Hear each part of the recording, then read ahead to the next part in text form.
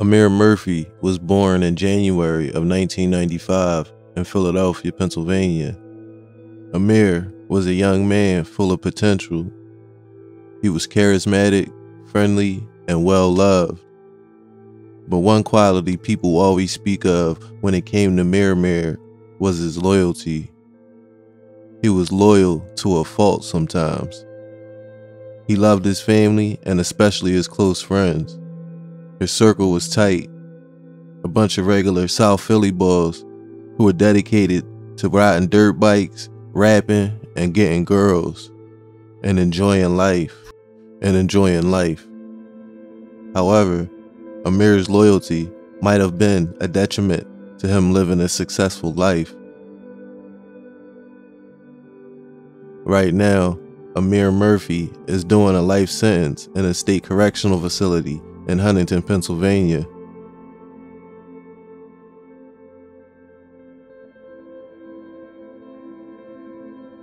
There are few neighborhoods in the city that have changed as drastically as Point Breeze in the last decade. The number of new construction permits issued there tripled between 2010 and 2020, nearly double the increase across the city. The new construction is easy to spot. They are places with 3 stories instead of 2, jutting up among the neighborhood's once uniform roof lines. Thanks to a 10-year tax abatement program, Point Breeze has become one of the most gentrified sections of the city. You can see it as you pass 21st and Mifflin and the mix of nice houses selling for $800,000, and then 2 blocks down, there are houses that you would be lucky to get $150K for. In an article called Inequality and Crime in the Review of Economics and Statistics, it read, "In the economic theory of crime, areas of high inequality place poor individuals who have low returns from market activity next to high-income individuals who have goods worth taking, thereby increasing the returns to time allocated to criminal activity."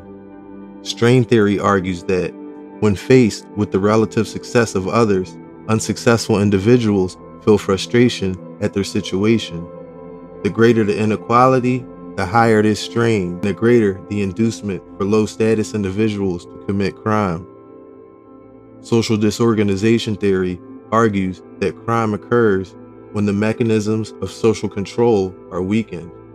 Factors that weaken a community's ability to regulate its members are poverty, racial heterogeneity, residential mobility, and family instability. In this case, inequality is associated with high crime because it is linked to poverty. Areas with high inequality tend to have higher poverty rates. Just bear with me for 1 second. We're going to get to the point of the video in 1 minute. So to sum all that up, long story short, poor people trying to survive in America have to resort to desperate measures. Not because of a moral decay, but because our brain tells us we have to survive. And surviving in America has been defined over the last 60 years as the American dream. That's the status quo. Not living up to that standard has the perception of failure in so many people's eyes. Here is an income map of Point Breeze and nearby Gray's Ferry. Here are the 2 projects, Wilson and Tasker, and the surrounding blocks. They are in dark red, meaning the lowest incomes in Philly. The lighter towards green means the more income for that family. As you head towards Center City, the income goes up exponentially. You have dark green blocks away from dark red, and that is what researchers point to as a major issue. Marquand was a good kid. He could make friends with anyone. People gravitated to him. He was cool and suave, very outgoing, and could light up any room. He knew how to make the best out of any situation. He stayed out of trouble and always wanted to do better every day. He encouraged his young brother and sisters to also do better. He loved to make people laugh, was respectful, and believed in giving back. He volunteered with the Boys and Girls Club and the United Communities of Southeast Philadelphia. Marquand was a good student and did well in school. He was planning on going to college. He would have gone to Bloomberg University with his best friend Malik, who he knew from 3rd grade to 12th grade. He would have studied technology and business, and he would have been successful at whatever he did. He was going to be someone. But on March 16th, 2015, as he was on his way home from his grandmother's house in West Philly, some of his enemies laid in wait for him. They were angry that he was friends with people they didn't like. Marquand never discriminated. He was friends with everyone. He had no malice in his heart. His mother walked in his cap and gown at his graduation in his place. His parents said of the shooters, "When you put a bullet in his heart, you hurt all of us." This painting by Carl Hansen depicts Quan as he was known around his South Philly neighborhood. The words written were all true. However, like most human beings, there was a duality to Marquand. To survive in certain sections of the city, like Quan's Point Breeze section, there are hard decisions you have to make, good, bad, or evil. Decisions he might not have made if he grew up in a different environment. Your environment is correlated with decision makings and healthy habits. A lot of those healthy habits and thought processes are distorted in neighborhoods that are neglected by the city and left to fend for themselves. Point Breeze was one of those neighborhoods rife with wealth and inequality, which directly tied to crime. Now, wealth inequality isn't the whole story, but it can explain why certain outcomes are almost predictable. On a summer night in 2014, tragedy would strike this neighborhood and spark a war that is still going on to this day. Damian James, a kid without a police record or any sort of trouble with the law, was shot and killed outside his family's house on the 1500 block of South 21st Street. Officers arrived to find bullets in the side of a home. The gunman, allegedly, was shooting from across the street when the teen was struck. The victim, 16-year-old Damian James, was rushed to Methodist Hospital by his mother. He was later pronounced dead. Damian James was leaving a family member's house with his mother when two gunmen opened fire and shot and killed Damian right next to his mom. Dame, or Lemonhead as he was known, loved to ride dirt bikes around the neighborhood. He stayed out of trouble and spent most of his free time at a neighborhood mechanic shop working on motorbikes and learning how to fix cars. In fact, this whole incident might have started over a dirt bike. You still motivate my days, motivate my nights. I close my eyes just to vision you up on the bike. I know your duke's full of pain that the streets bring, but one day y'all gon' meet again. Oh man, swear the hood just ain't the same. I just learned a bit more how to deal with pain. What's a homie without his right hand? I just talked to man, I hope he hold his head. A community in the Point Breeze section of Philadelphia is mourning the death of a 16-year-old tonight. Damian James was shot several times in the 1500 block of South 21st Street just before 10:30 last night. His mother rushed him to the hospital where he was pronounced dead. Homicide detectives say they have not made any arrests. The Philadelphia Inquirer, who interviewed the family days after the soul-crushing loss of Lemonhead, quoted his aunt in an article as saying, "Damian loved to ride dirt bikes and he loved cars," she said. "I think he would have ended up becoming a mechanic. When he wasn't working with his hands, the teen liked to go to Sixers and Eagles games with his father," she said. Community activist Anton Moore said he was left, quote, speechless when he heard that a teenager had been shot to death. "One murder is too many, but a 16-year-old, that's really tough," said Moore, whose nonprofit at the time, Unity in the Community, staged peace walk activities every summer to keep younger residents out of trouble. Point Breeze was a primary target for focused deterrence, a since disbanded law enforcement effort, which was at the time credited with driving down violent crime since its launch in 2012. Some of the ideas in this program were good, like giving gang members an out and resources to help them get the services they need. Some of the ideas they were trying to implement were garbage, if not straight up infringing on civil rights. For instance, there was a part that said individuals on the list are summoned to a, quote, call-in, where district attorneys and police officers inform them that if they or any of their fellow gang members engage in a shooting, for 30 days, they will hit them with an array of punitive measures, such as increasing bail or boosting their family's name to the top of the list to have their utilities shut off if they were in arrears. Former staffers have since come out and said that they often would have to come out of their own pockets to drive guys around for job interviews, and that sometimes the best job they had to offer these people that were promised a way out of gang life was a job at the Goodwill.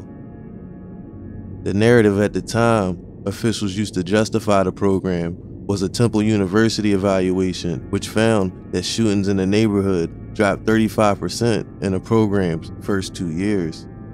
Ultimately, Focus Deterrent didn't have the funding and resources to fulfill the promises it was making. It was replaced with other, less effective nonprofit programs, evidenced by the fact that Philadelphia had a record high 555 murders in 2021 and 514 in 2022. On October 13, 2014, Quaddy McCrae was arrested and charged with Dame's murder. Dame was from 31st and Reed near Tasker. One of Dame's close friends was named Amir Murphy or Meerzy. As a result of his friend's killing, Amir would allegedly take revenge. Amir was a regular dude and well loved by his neighbors and friends. Amir fell victim to the street trap after losing numerous friends. This changes a person in ways that are hard to fully explain. The concept of trauma and PTSD is well studied, but what it does to young black men on top of all the daily stressors of trying to keep up with the Joneses in a racist society, such as the United States, is still unclear. Philly, in particular, is its own beast. Losing numerous friends to gun violence and going on to live a regular life in Philly is a feat in and of itself. Mir loved riding dirt bikes with Dame and putting on for 31st Street where he lived and 20th Street around where Dame was killed. With one of the shooters, Quaddy, behind bars, that left the second shooter, rumored to be Marquand Royster, free and on the street. According to court documents, Amir would take vengeance in his own hands. From the Philadelphia Inquirer on March 17, 2015, it read, "Police have identified the man gunned down last night in West Philadelphia as Marquand Royster. Royster of Irving Street near 60th was shot several times in his head and right leg on his block shortly before 10 p.m., police said. Police rushed him to Penn Presbyterian Hospital, where doctors pronounced him dead at 10:15 p.m., police said. Royster was the city's 52nd murder victim of 2015, police data shows. To recap, Dame, or Lemonhead, was killed in August of 2014. Dame was allegedly killed by Quan and Quaddy. Quaddy was arrested months after the murder.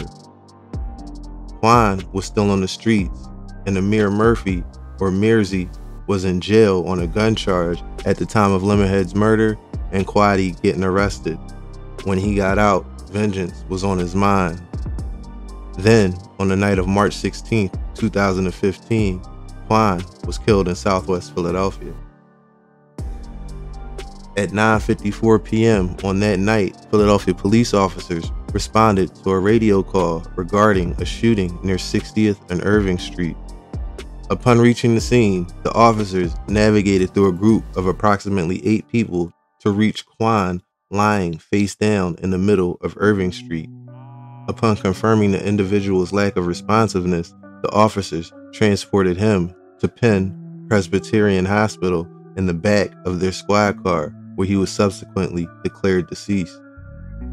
Officers recovered 5 fired shells from 2 different guns, a .380 and a .45, pointing to the fact that there were two shooters. Homicide detectives recovered a surveillance video from the Bay's grocery store on 61st Street near the scene of the shooting. While the video did not show the shooting itself, it does show a red vehicle parking near Irving Street before the shooting, and Marquand walking out of the store immediately prior to the shooting. At approximately 11:37 on the night of the shooting, Meerzy arrived at Camden Medical Center in Camden, New Jersey, suffering from gunshot wound to the left foot. After he arrived, one of the officers of the Camden City Police Department interviewed Meerzy, who identified himself as Quatir Brown and gave an address of 3133 Tasker Street in South Philadelphia. At the hospital, Meerzy explained that he was waiting for his girlfriend, we'll call her JR for privacy reasons, to arrive at 4th and Erie Streets in Camden, where he was shot in the foot, after which JR drove him to the hospital. Camden City Police investigated the area around 4th and Erie and discovered no evidence of a shooting. Later that month, detectives working on the case got a search warrant for Meery's phone, and they discovered evidence that his phone did in fact belong to him. The evidence of this particular phone belonging to Meerzy and witness testimony would prove key for the prosecution to secure a conviction. On the night of the shooting, there were two key witnesses. One knew Quan personally, witness number 1, and the other claims to have saw Marquand along with two others that night run past his house after the shooting. On March 16, 2015, just before 10 p.m., witness number 1 sat on his porch on Irving Street between 60th and 61st Street. As he sat on the porch, he noticed a familiar face, Marquand Royster, approaching him from the opposite side of the Irving Street, walking on 61st. After witness 1 called out to Quan, Amir Murphy and an unidentified individual walked onto the block from 61st Street and started following Quan. Quan began to jog away from the pair. After the three passed witness number 1's house, Meerzy and his accomplice drew laser-sighted pistols and fired what witness 1 thought was 3 to 4 shots at Quan in the middle of the street. As Quan lay dying, Meerzy and his accomplice turned around and ran past witness number 1's house for a second time and entered a red vehicle that was parked on 61st Street and drove away. Witness number 1 saw Meery's face after Meerzy passed by the home for a second time. Another witness, witness 2, saw the same events, but from his perspective in his living room across the street from witness 1. He testified that after hearing shots, he went to his living room window to investigate. He claims he saw Meerzy and the unidentified man running across the street towards him and eventually past his house. He claims, from his vantage point, he saw the two men wearing hoodies and could identify Meerzy. On April 1st, 2015, law enforcement obtained a search warrant for Meery's residence at his home on the 3100 block of Tasker Street.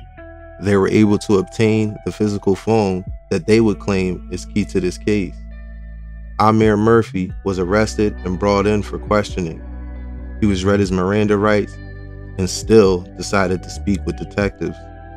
During the interview, Meerzy denied any involvement in the homicide, but explained to the detective that Quan was killed in retaliation for the murder of his best friend, Damian Lemonhead James.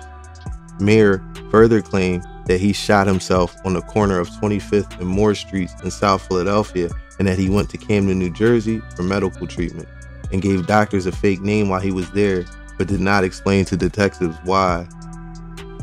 One of the detectives examined police reports for that night and discovered a complaint about two males who were shot on the 1600 block of South Taylor Street in South Philadelphia. At 8 o'clock on the night of the arrest, the detectives re-Mirandized Meerzy and conducted a second interview. Then, Meerzy described how he was in South Philadelphia at the time of the shooting and that there was an ongoing conflict between a group of males from 20th Street against a group from 24th Street. Meerzy identified himself as a member of the 20th Street group and described Quan as a member of the opposing faction. According to Meerzy, the death of Dame Lemonhead James was the catalyst for the conflict between these groups.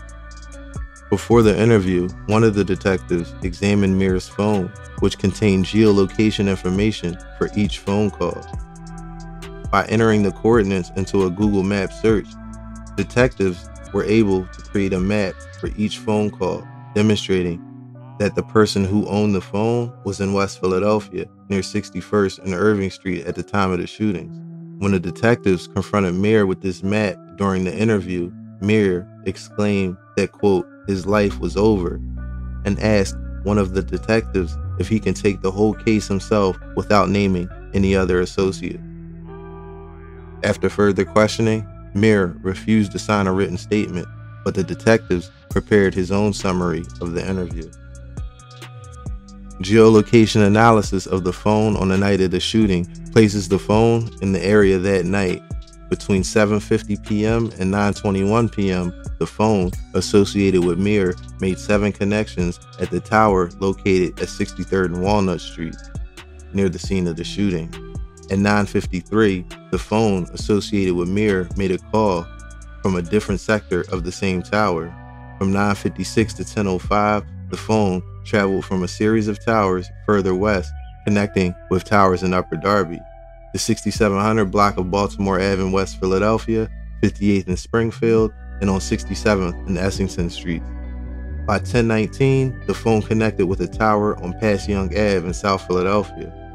Between 10:19 and 11:18, the phone connected with numerous towers in an area between Broad and Interstate 76, and from South Street down to Pass Young Ave.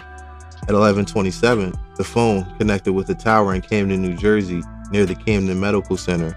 At trial, one of the detectives testified that the time and location of the connections indicate that the user of the phone was in the area of the shooting at the time it occurred, and then was inside a vehicle that traveled between the identified towers. At trial, ultimately, the witness statements, the fact that the phone was geolocated to the area of the shooting, and that phone had Meery's name, his contacts, and numerous selfies of himself in it, was the evidence used to convict Amir Murphy for the murder of Marquand Royster. In November of 2023, the highest court in Pennsylvania, the Supreme Court, denied Amir Murphy's appeal. Amir Murphy was sentenced to life in prison. Amir Murphy is currently serving life in Huntington, Pennsylvania. Thanks for watching. This has been American Confidential, and until next time, be safe.